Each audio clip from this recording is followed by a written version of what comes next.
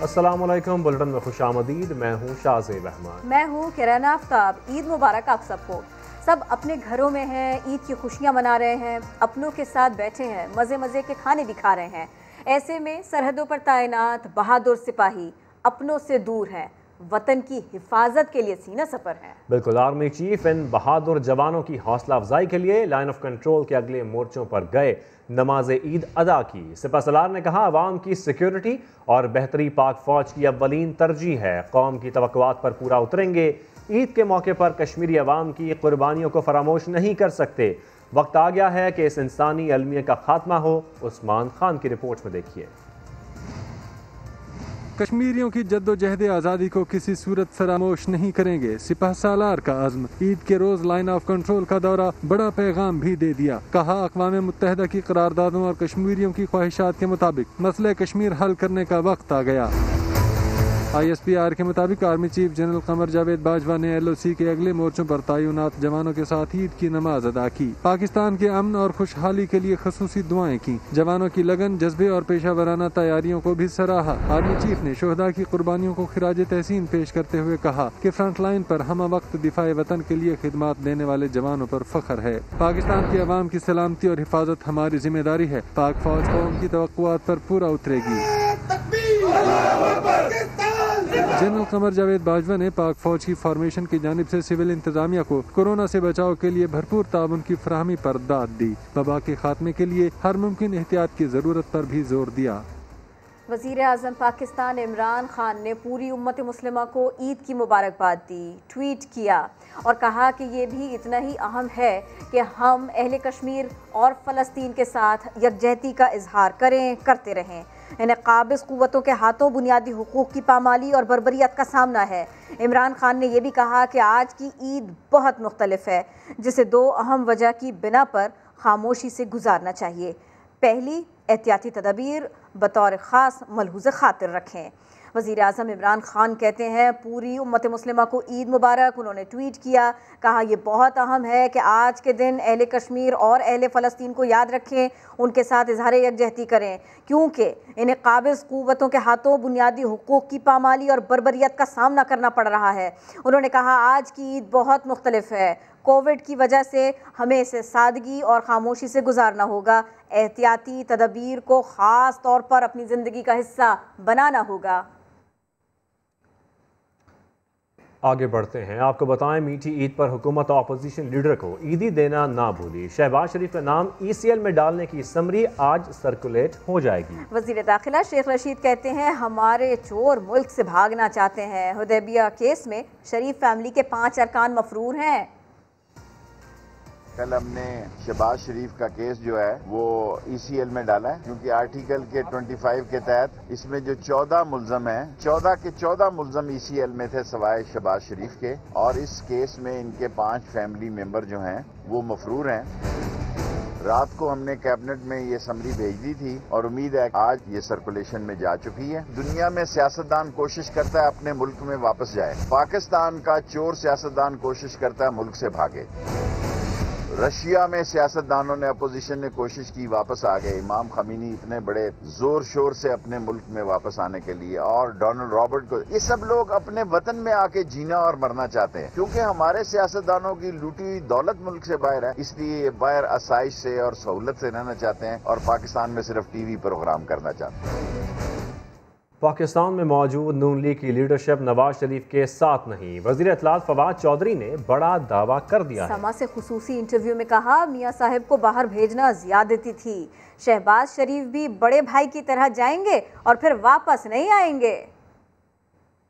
फवाद साहब, शहबाज शरीफ इतनी जल्दी में क्यों है बाहर जाने के लिए? मेरा ख्याल है कि शहबाज शरीफ साहब को किसी ने बता दिया था कि हुदैबिया का जो केस है वो खुलने जा रहा है, और इसलिए कोविड के बावजूद और जितनी तेज़ी से उन्होंने ये सारा प्रोसेस मुकम्मल कराया, उससे लगता यही है कि उनको शायद ये लगा कि जो ये हुदैबिया का केस है उनको अंदर से किसी ने खबर दे दी कि हुदैबिया का केस खुलने लगा। ये सारे ही जाना चाहते हैं, इनकी और कोई सियासत नहीं है। सियासत सिर्फ ये है कि हमें किसी तरीके से लंदन भेजो, जिस तरह अब्बू लंदन चले गए हैं, अब भाई बच्चे भी जाना चाहते हैं।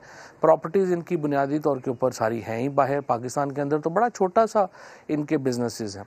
गारंटी दी थी मियाँ शहबाज शरीफ ने मियाँ नवाज शरीफ की, नवाज शरीफ वापस नहीं आ रहे, अब तो शहबाज शरीफ भी कोशिश कर रहे हैं कि वापस जाएं, तो मियाँ नवाज शरीफ की वापसी के हवाले से क्या अपडेट्स हैं? देखें जी, बड़ी ज़्यादती थी उनको बाहर भेजना ही। मैं समझता हूँ काबीना में हमारे कंसेंसस तो हुआ कि उनको बाहर भेजा जाए, लेकिन उनको भेजना जो था वो सही नहीं था फैसला। अगर चाहे भेजा तो इंसानी हमदर्दी के तहत ही था। उस वक्त मीडिया में भी आपको पता है बड़े लोग थे जो आंसू बहा रहे थे कि पता नहीं अगर वो नहीं जाएंगे तो क्या होगा, लेकिन उसके नतीजे में पाकिस्तान में जो एक अकाउंटेबिलिटी का एक पूरा फ्रेमवर्क है उसको बड़ा झटका पहुंचा, हमारे अपने नैरेटिव को बड़ा झटका पहुंचा। सो हमारी कंसिडर्ड ओपिनियन यही है कि शहबाज शरीफ साहब जो हैं अगर ये जाएंगे तो ये भी अपने भाई की तरह वापस नहीं आएंगे, लिहाजा इनको जाने से रोका जाना चाहिए। हुदैबिया केस जो है वो कितना अफेक्टिव समझते हैं कि वो केस है? एक्चुअली जो हुदैबिया है ना, वो पाकिस्तान के अंदर ये मनी लॉन्ड्रिंग के तमाम जो केसेस हैं उनकी माँ है। उसकी वजह यह है कि जो तरीक़ाकार हुदैबिया में इख्तियार किया गया था वही तरीक़ाकार बाद में हर केस में इख्तियार किया गया। 1 अरब 24 करोड़ की जो अमाउंट थी उस वक्त बहुत बड़ी अमाउंट थी, 93-94 में जब ये पैसा बाहर भेजा गया, उसको मुख्तलिफ हवाला डीलर्स के ज़रिए, जिसमें 2 नाम तो बड़े मशहूर हैं, मेस्ता ख़ान और खेस्ता ख़ान, शरीफ फैमिली के 48 लोगों के नाम वो पैसे वापस आए। जाली अकाउंट्स वहाँ पे भी इस्तेमाल किए गए, यहाँ पे भी सब जाली अकाउंट्स है। जिस तरह से फिर अब शहबाज शरीफ साहब के जो केसेस हैं इनमें भी सारे जाली अकाउंट्स इस्तेमाल किए गए। कोई मंजूर पापड़ वाला है, कोई फ़लाना महबूब हॉकर है, कोई फ़लाना है। 175 के करीब लोग हैं जो इस वक्त इस केस में विटनेस हैं। हम अपने मुकदमे बना के अदालतों के सामने ही रख सकते हैं। हमने सारे केसेस करके बना के अदालतों में रख दिए हैं। अब ये लड़ाई सिर्फ इमरान खान की लड़ाई नहीं है, ये पाकिस्तान की लड़ाई है। बाकी इदारों को अपना किरदार अदा करना है। ज़ुबैर उमर साहब ये क्लेम करते हैं कि रावलपिंडी के साथ सेटलमेंट हो गई है। मैं समझता हूँ जब ये कहते हैं ना कि फ़ौज के साथ फ़लानी पार्टी की सुलह हो गई है, लड़ाई हो गई है, ये कॉन्सेप्ट ही गलत है। फ़ौज के साथ तमाम पार्टीज़ की सुलह रहनी चाहिए और फ़ौज हमारा कौमी इदारा है, ये कोई पीटीआई का इदारा तो नहीं है, ये तो कोई ना ही नून लीग का इदारा है। ये तो नवाज़ शरीफ साहब ने फ़ौज को हमेशा डाउनग्रेड करने की कोशिश की है। उनके जो सिपह सालार हैं, और सिर्फ उनकी कोई पहले सिपह सालार तो नहीं जिनसे कोई लड़ाई हुई, आसफ नवाज़ जंजुआ साहब से शुरू हो जाए, नवाज़ शरीफ साहब की हर एक से जो है वो अनबन रही। लेकिन मैं ये समझता हूँ फ़ौज हमारा कौमी इदारा है। तमाम सियासी जमातें जो हैं वो फ़ौज को ओन करती हैं और फ़ौज तमाम सियासी जमातों की है, पूरे कौम की है। समझते हैं कि जो फर्स्ट ईयर की लीडरशिप यहाँ पे नवाज शरीफ और शहबाज शरीफ के बाद काम कर रही है वो भी अब तंग आ गए हैं। देखिए, यहाँ पे जो लीडरशिप है ना जी मेन PMLN की, वो तो एक्टिव ही नहीं है। मसलन आपको साद रफ़ीक साहब कभी किधर नज़र आते हैं, आपको राना तनवीर साहब किधर नज़र आते हैं, आपको अयाज सादिक साहब किधर नज़र आते हैं। ये लोग हैं जो इलेक्टेड, जिन्होंने इलेक्शन लड़ना है। बाकी ये जो ज़ुबैर साहब हैं या मुसद्दिक मलिक साहब हैं, ये ज़्यादातर जो दोस्त मरियम औरंगज़ेब हैं, ये तो देखें ये लोग तो सिर्फ टीवी के सियासतदान हैं ना, इससे ज़्यादा तो उनका वो नहीं है कि उससे ज़्यादा क्या उनकी इफ़ेक्ट है। सो असल जो PMLN की लीडरशिप है वो पहले ही डिसग्रंटल्ड है और वो मेरा ख्याल है वो उम्मीदें छोड़ चुके हैं शरीफ फैमिली से। मुआवर खुसूसी इतलात फिरदौस आशिकवान का कहना है शहबाज शरीफ ने इमरान खान की गैर मौजूदगी का फ़ायदा उठाने की कोशिश की। कहती हैं दामन साफ़ है तो रात की तारीकी में भागने की क्या ज़रूरत है। ये जिस मुल्क में सियासत करते हैं उन्हें ईद भी उसी मुल्क में मनानी चाहिए। वो समाज खुसूसी गुफ्तगू कर रही थी।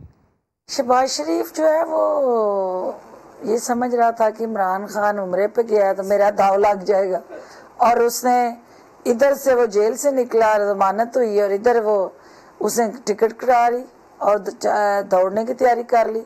तो ये ऐसा नहीं होता। आपको रात के अंधेरे में जो जिसके दिल में चोर नहीं होता उसको भागने की क्या ज़रूरत है। मैं ये चाहती हूँ कि जहाँ जिस मुल्क में वो सियासत करते हैं वहीं रह के ईद भी बनाएं। मुल्क भर में ईद उल फितर मजहबी जोश व जज्बे से मनाई जा रही है। मुल्क भर में बड़े बड़े इज्तिमात भी हुए, लेकिन कोरोना SOPs का ख्याल नहीं रखा गया।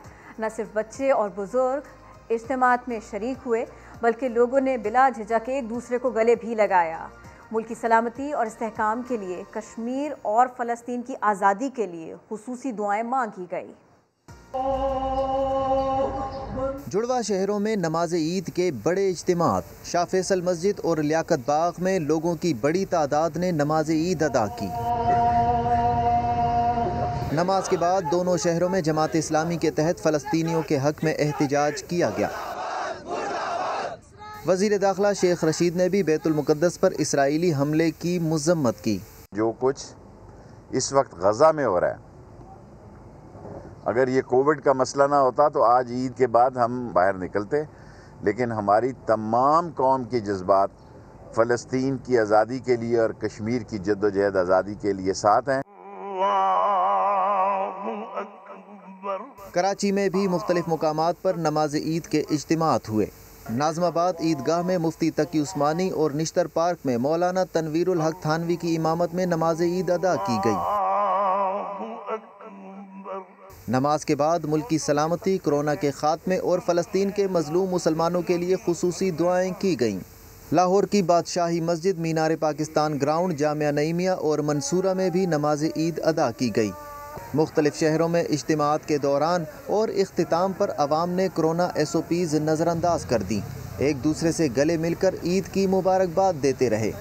रोहित हिलाल कमेटी के साबिक चेयरमैन मुफ्ती मुनीबुर रहमान मौजूदा कमेटी के फैसले से नाराज़, कौम से एक कज़ा रोज़ा रखने की अपील भी कर दी। कहते हैं अवाम आइंदा रमज़ान से पहले एक रोज़ा कज़ा रखें, हुक्मरानों की मर्जी पर रोज़ा कुर्बान नहीं कर सकते। और मैं खुद भी कल जुम्मतुल मुबारक के दिन इस रोज़े की क़ज़ा रखूँगा। नहीं कहता कि आप कल ही रोज़ा रखें, आइंदा रमज़ान से पहले जब भी अल्लाह आपको तौफीक दे, गर्मी का मौसम हो, सर्दी का मौसम हो, एक रोज़ा क़ज़ा करें, क्योंकि हम रोज़ा हुक्मरानों की मर्ज़ी पर कुर्बान नहीं कर सकते। खुशियाँ बांटने से ईद का त्यौहार और भी खूबसूरत बन जाता है। कोई मेहमान बन रहा है तो किसी ने मेज़बान बनकर घर आने वालों को वेलकम किया। जिंदा दिलाने लाहौर ने ईद के पहले दिन किस तरह से जी आयनू कहा, आयशा ता बताएंगी। मीठी ईद की मीठी मीठी खुशियाँ, खूबसूरत त्यौहार की रौनकें और रंगीनियाँ चार सू बिखरी हैं। चेहरों पर मुस्कुराहटें सजाकर, गले मिलकर अपनों को खुशामदीद कहने का ये अंदाज जिंदा दिल लाहौरियों की पहचान है। खवातीन ने मेहमानों की आओ भगत के लिए किचन की जिम्मेदारी संभाली है। कहीं बन रही है ईद की खास सौगात सवैयाँ, तो कहीं बिरयानी और चिकन कढ़ाई की भीनी भीनी खुशबू भूख का एहसास बढ़ा रही है। गेट टुगेदर होना चाहिए कि इससे आपस में बहन भाइयों में प्यार मोहब्बत बढ़ता है। और ये होता है कि खाने का नहीं कि इंसान आप कह लें अपने नसीबों से खाता है, तो उनके साथ ये कह लें कि हमें भी खा के उन्हें बुला के बहुत खुशी महसूस होती है। ईद का फुल प्लान यही है कि सब गेस्ट हमारी तरफ आते हैं तो हमने खाना वगैरह इकट्ठा खाना होता है, साथ में हंसी मजाक बातें वगैरह करनी होती हैं। क्या बच्चे क्या बड़े, बुजुर्गों से ईदी बटोरने में कोई भी पीछे नहीं। जिन्हें करारे नोट मिले, इनके चेहरों पर मुस्कुराहटें आ गई। जब ईदी मिलती है तो बहुत ज़्यादा खुशी होती है और उसका बहुत ज़्यादा वेट होता है गिफ्ट कितने मिलेगी। मोस्टली सब देते हैं तो वो सब कलेक्ट करने का भी ज़्यादा शौक होता है और बहुत ज़्यादा खुशी होती है जब ईदी मिलती है। मेज़बानों की जानिब से मजे मजे के पकवान दस्तरखां पर सजाए तो मेहमानों ने भी चटपटे खानों पर खूब हाथ साफ किए। ईद के मौके पर अपनों के साथ खुशियां बांटना मुसलमानों का शेवा है। ऐसे में सब मिल बैठे तो यकीनन ईद का मजा दोबाला हो जाता है। कैमरामैन इशफाक अब्बासी के साथ आयशा आतासमा, लाहौर। सयाहों की जन्नत स्वात में कोरोना वायरस के बायस सयाहती मकामात बंद कर दिए गए। लॉकडाउन के बायस ईद फीकी फीकी सी है। मकामी लोग भी घरों से नहीं निकल रहे। क्या सूरत हाल है, जानते हैं समा के नुमाइंदे सैयद शहाबुद्दीन से। जी बताइएगा। जी, कोरोना वायरस के फैलाव के खदशात के पेश नज़र इस साल भी ईद पर स्वात के तमाम सयाहती मुकामात बंद कर दिए गए हैं। जो पार्क्स हैं वो भी बंद कर दिए गए हैं और लोगों को न सयाहती मुकामात में दाखिल होने की इजाज़त दी जा रही है और न ही तफरीही पार्क्स में किसी को दाखिल होने की इजाज़त दी जा रही है।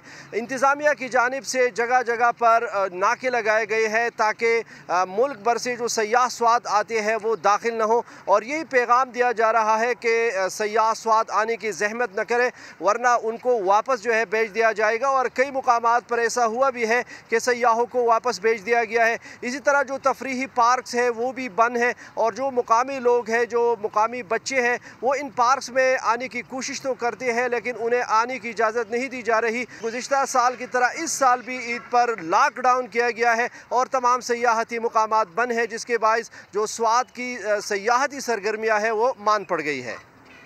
सैयद शहाबुद्दीन अपडेट कर रहे थे। अब हर चीज़ के दाम बढ़ गए हैं तो फिर ईदी कम क्यों ले? बच्चा पार्टी ने इस बार ईदी के लिए आला रेट्स मुकर्रर कर दिए, लेकिन क्या कहिए, कोरोना सूरत हाल यहाँ भी आड़े आई, बच्चों को बैकफुट पर जाना ही पड़ा। ऐसा सब कुछ क्यों हुआ? ज़हीर अली खान की रिपोर्ट में जानिए। मीठी ईद पर बनने संवरने के बाद ईदी हासिल करना छोटी दुनिया का बड़ा मिशन। इस बार कौन कितने पैसे लेगा? घर घर में नन्ही कॉर्नर मीटिंग्स। इस बार हम दादा उसे ना मैं 5,000 लेंगे हम सब। ज्यादा नहीं होगी?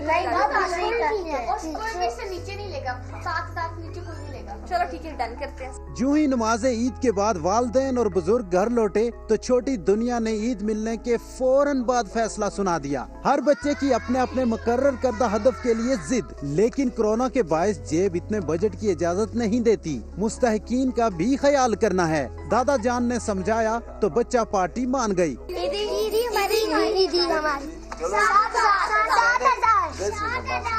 हालात खराब है, कोरोना वायरस है, लॉकडाउन है, आप किसी पे इत्फाक करें। बच्चे कहते हैं जो भी पैसे मिलेंगे कोरोना मुतासरीन को देंगे। इस बार हमने इस वजह ईदी कम ली है कि जैसे कि हमारे मोहल्ले में काफी ज्यादा लोगों को कोरोना हुआ है, जिसकी वजह से उनकी डेथ्स हुई है काफी ज्यादा लोगों की, तो उनको मद्देनजर रखते हुए हमने ईदी ली और उनकी हेल्प करेंगे इस ईदी से। ईद जहाँ खुशी का त्योहार है, वहीं दूसरों के एहसास का भी नाम है। ऐसे में बच्चों ने मिसाल कायम कर दी। हालात की नजाकत को देखकर छोटी दुनिया ने अपनी ईदी में तो कटौती करा दी, लेकिन खुशियों में नहीं।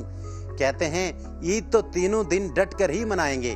कैमरामैन ज़ियाफत अब्बासी के साथ ज़हीर अली खान, समा, इस्लामाबाद।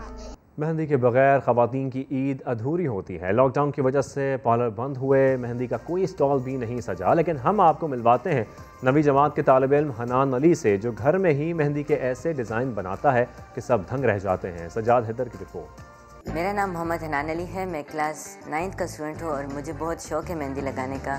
मैं पिछले 6 साल से मेहंदी लगा रहा हूँ। मेरे बहुत सारे क्लाइंट्स हैं जो मेरे से मेहंदी लगवाते हैं और बहुत खुश होते हैं लगवा के। बस एक दफ़ा मैंने शीशे पे ट्राई किया, थोड़ा सा डिज़ाइन से टाइप बनाया और उस पर मुझे बहुत अच्छा लगा। मैंने अपनी मदर को दिखाया, जो कि मेरी मामा बहुत मेरे साथ सपोर्टिव हैं, और आज मैं मेहंदी आर्टिस्ट हूँ। अब जैसे आपको पता है लॉकडाउन हो गया है, अब मेरे लिए मुश्किल है कि मैं मेहंदी लगाऊँ। अब मेरे सारे फ्रेंड्स फैमिली में जितने भी हैं वो मेरे से ही मेहंदी लगवाते हैं, वो मेरे लिए घर पर आते हैं। लॉकडाउन के दौरान मैंने अपना चैनल भी खोला यूट्यूब पे। मेरे से अभी लोग सीखने भी आते हैं। पहले लॉकडाउन से पहले लेडीज़ आती थी सीखने मेरे से कि मेहंदी की टेक्निक्स और टिप्स पे। बहुत सारे लोगों का सवाल होता है कि ये लड़का है और ऐसे काम क्यों करता है, लेकिन मेरे उसमें यह है कि सारे पेरेंट्स को चाहिए जो जो उनके बच्चे करना चाहते हैं वो उनको करने दें, क्योंकि अगर वो उस फील्ड में जाएंगे तो वो बहुत आगे बढ़ सकते हैं। मीठी ईद पर टिकटॉक स्टार हरीम शाह की समा से खट्टी मीठी बातें। कहा मुफ्ती कवी को फ़ोन करके ईद की मुबारकबाद दे चुकी। शेख रशीद और बिलावल में से किसी एक का इंतखाब करना हो तो बड़ा मुश्किल होगा। नवाज शरीफ को आड़े हाथों लिया। इमरान खान की मुद्दत पूरी हो इसके लिए बड़ी दुआ की। वो समा की नुमाइंदा अरहम खान से बात कर रही थी। अस्सलाम वालेकुम, हरीम शाह हमारे साथ। अरे थैंक यू सो मच, खैर मुबारक, आपको भी ईद मुबारक। अच्छा हरीम, यहाँ जहाँ पे आप रहती हैं यहाँ पे बहुत सारे पॉलिटिशियंस भी रहते हैं, किस किस से आप किन किन के घर आना जाना है और दोस्ती है अच्छी? यहाँ पे ऊपर असद उमर रहते हैं, यहाँ पे ऊपर ही 5th फ्लोर पे रहते हैं। तो पिछले रमज़ान में ऐसा होता था कि हम जब भी वॉक के लिए निकलते थे वो भी वॉक के लिए होते थे, तो अक्सर वॉक साथ में होती थी। बिलावल भुट्टो या शेख रशीद? ये दोनों एक टफ है ये तो। बिलावल जीत गए। आमिर लियाकत, कवि साहब? दोनों नहीं। नॉलेज दोनों के पास है, इल्म दोनों के पास है और अमल एक के पास भी नहीं है। कवि साहब के साथ राब्ते में है? राब्ते में तो नहीं है, तो मेरे ख्याल में कॉल करूँगी तो फिर शायद कर ले। तो ईद के दिन आप उनको ईद मुबारक कह सकती हैं? चले ओके, ट्राई करते हैं अगर कवि साहब ने कॉल की। जी वालेकुम अस्सलाम, ईद मुबारक। ईद मुबारक। फ़ोन अभी भी पिक होता है कवि साहब? फ़ोन अभी पिक करते हैं और मतलब ब्लॉक नहीं किया हुआ मुझे। शादी का भी फिल वक्त कोई शौक़ नहीं है, अभी तक सिंगल हूँ और अभी ऐसा कोई इरादा नहीं है। एक इंटरव्यू में हमने सुना था कि आप बिलावल भुट्टो जरदारी से शायद शादी करने की ख्वाहिशमंद हैं। ये हुआ था, समा ने मेरा एक इंटरव्यू किया था तो मैंने जस्ट मजाक में बोला था। मैंने कहा हाँ अगर प्रपोज करें तो सोच लूँगी, कर लूँगी। Thank you so much. Hareem Shah हमारे साथ आज मौजूद थे और यकीनन ये सरप्राइज़ आप लोगों को बहुत अच्छा लगा होगा। खट्टी मीठी और जो चुलबुली सी बातें होती हैं हरीम शाह की, वो हमेशा ही हमें अच्छी लगती हैं। इधर हम हरीम शाह से इजाज़त लेंगे कि हरीम शाह जो बाकी टाइम है वो अपने फ्रेंड्स और फैमिली को दे सकें। Thank you so much Hareem. ये गुफ्तगू आपने सुनी। अब आपको बताएं, ईद पर गिलगित बल्तिस्तान के इलाके एक घांचे में खुसूसी डिश नास बल्ले और मैकरोनी बल्ले तैयार किए जा रहे हैं। मजीद बता रहे हैं जुल्फ़िकार अली सिद्दीकी।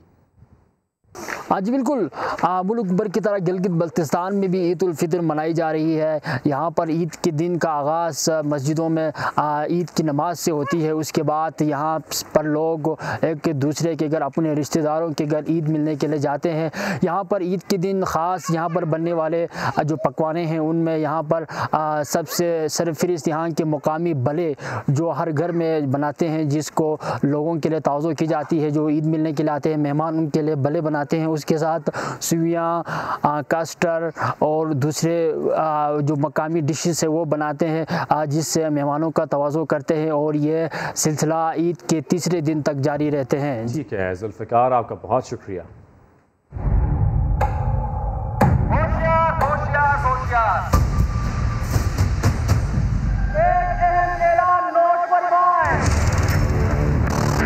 अगर आप मिलावट, नाप तोल में कमी, जखीरा अनलोड करते हैं तो समा आ रहा है आपके पीछे।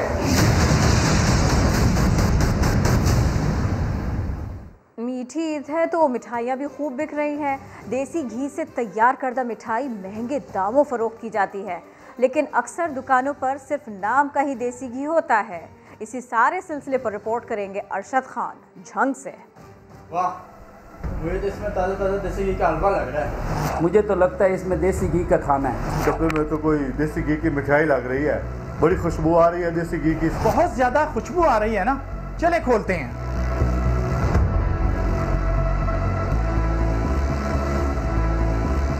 ये देसी घी नहीं, धोखा है। पाकिस्तान में देसी घी की मिठाइयों के नाम पर जो बिक रहा है वो धोखा है। अक्सर लोग ये समझते होंगे शायद मिठाइयों पर देसी घी का छिड़काव होता होगा या मिठाइयाँ देसी घी में ही तैयार की जाती होंगी, लेकिन ऐसा बिल्कुल नहीं है।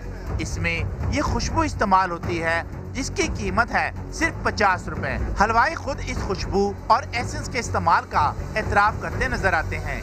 50 रुपए का एक छोटा सा औंस होता है, सिर्फ 50 रुपए का। बड़ी बोतलें होती हैं उसमें 12 औंस होता है। एक कतरे से 8-10 किलो बन जाते हैं। आम घी में तैयार मिठाई 350 रुपए किलो में बिक रही है और देसी घी की मिठाई 550 से 600 रुपए या इससे भी ज्यादा। इसमें मटेरियल कौन सा इस्तेमाल करते हैं ये?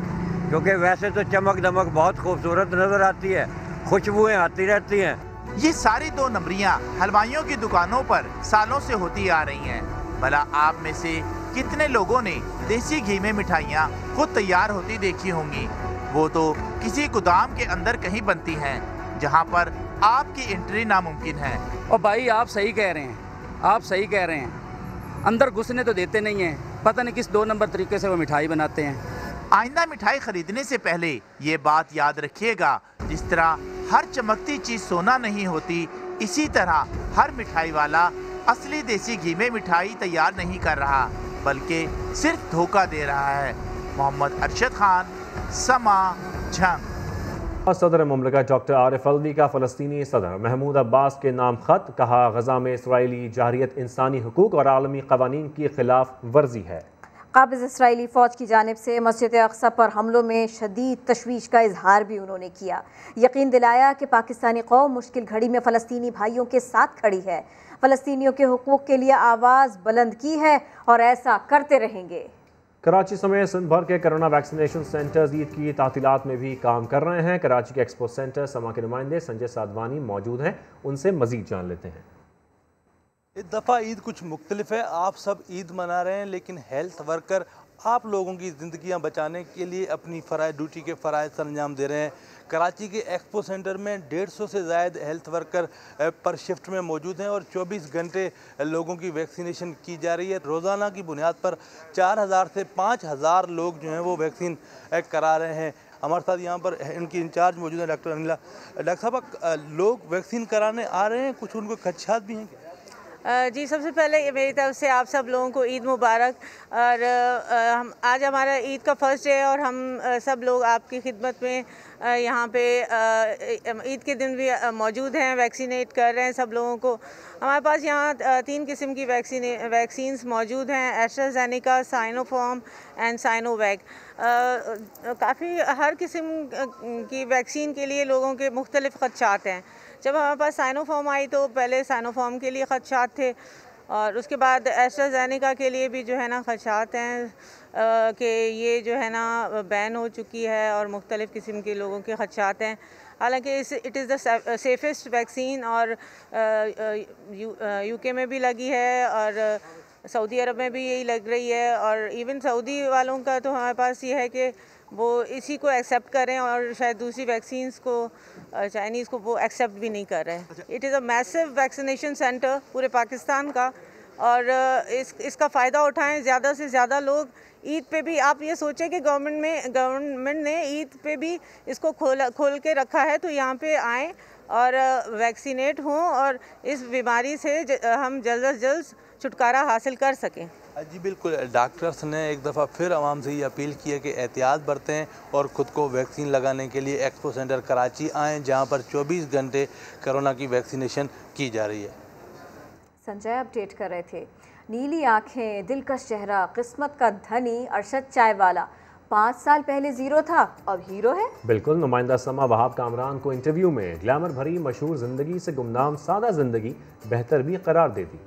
कोविड की वजह से बिज़नेस तो सब टप हुए पड़े हुए हैं। मॉडलिंग वगैरह चलती रहती है और टीवी शो वगैरह चल रहे हैं। कभी सोचा भी नहीं था और कभी ख्वाब भी नहीं देखी थी, लेकिन इस ज़िंदगी से जो पिछली ज़िंदगी जो थी काफ़ी ज़्यादा सुकून में थी। कहीं पे भी जा के बैठ जाते थे। मैंने अपना ब्रांड लॉन्च किया, काफ़ी ज़्यादा स्ट्रगल किया मैंने, काफ़ी ज़्यादा मुश्किलात पेश आई है मुझे भी, लेकिन मैं पीछे नहीं हटा हूँ, मैं आगे बढ़ता रहा हूँ। इंसान की ज़िंदगी में अगर मुश्किलात नहीं है तो उस ज़िंदगी का फ़ायदा नहीं। लेकिन शादी से फ़िलहाल तो डरना भी चाहिए क्योंकि मेरी एज ही नहीं है, 21 मेरी एज है। अभी इस 1 जून को मेरी 22 होने वाली है। शादी के लिए अभी मैंने कुछ सोचा नहीं है कि शादी मैंने कब करनी है, लेकिन जो होनी चाहिए वाइफ बिल्कुल सिंपल सी सीधी सादी। ऑफ़र तो काफ़ी ज़्यादा आ रही है, जो कि दिन में 5-6 तो ऑफ़र लाजमी आती है शादी की। लेकिन अभी मैंने नया बिज़नेस स्टार्ट किया, मुझे अपना मुस्तकबिल बनाना है, उसके बाद ही फिर सोचेंगे शादी के हवाले। कोई भी जब मैसेज करती है तो सबसे पहले यही सवाल पूछती है कि आप मैरिड है या अनमैरिड है। जब यहाँ से जवाब मिलता है कि अनमैरिड तो फिर कहते हैं यार